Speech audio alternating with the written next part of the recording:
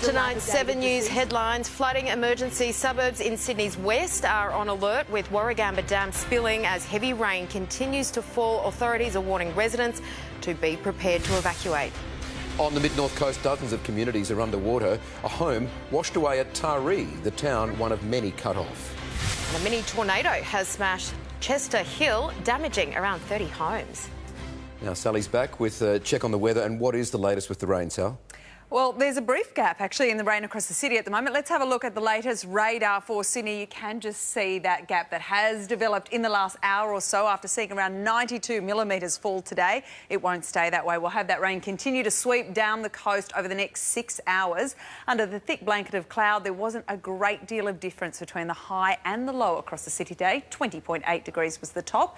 As you can see on the radar, that heavy rain continued right throughout. We saw almost 100 millimetres at the airport. Sydney Olympic Park picked up around 84 mils since 9 a.m. and that rain is now just starting to seep into Penrith and just around the lower Blue Mountains area. We've seen around 34 millimetres in the gauges today so far. Now, the combination of a trough and those moisture-laden winds is what's triggering this widespread rain event right down the coast tonight. The areas of concern for flash flooding into this evening are the northern rivers, the mid-north coast, the Hunter, Sydney, Illawarra and Central Tableland. So it's quite an extensive list, unfortunately, for emergency services. Some areas of heavy rain are expected in these areas over coming hours, and some of that flooding might be life-threatening.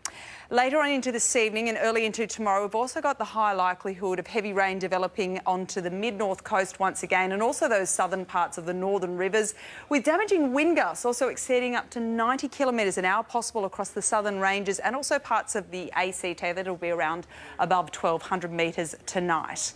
Across the capital cities, generally a much calmer picture for everyone else. It'll be very warm over in Perth, 36 degrees there. It'll be cloud in Adelaide, 29. There is a long list of flood warnings across New South Wales this evening. We've got another trough also developing tomorrow. That's going to bring widespread rain across those inland parts of the state, and that's going to really widen that net for emergency services having to monitor as well. So we'll keep an eye on that. Across the Sydney area tomorrow, showers and heavy falls are expected. They will intensify for the western suburbs in particular. 120 millimetres is forecast for Penrith alone into Sunday. Surf and swell expected to be hazardous, particularly for the Coffs Coast, Hunter Coast and Sydney.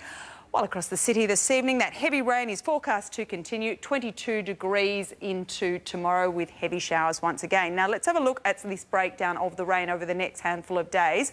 As you can see, it will be particularly heaviest in the west, and we won't see a break in the rain until around midweek with just a few light showers in the back end of things. So we really are in for a very wet period, guys. All right, Sal, thank you for that. And that is 7 News for this Saturday.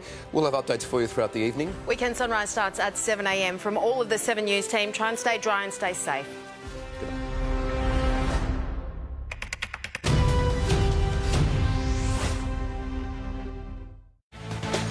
Passengers arriving at Australia's international airports are close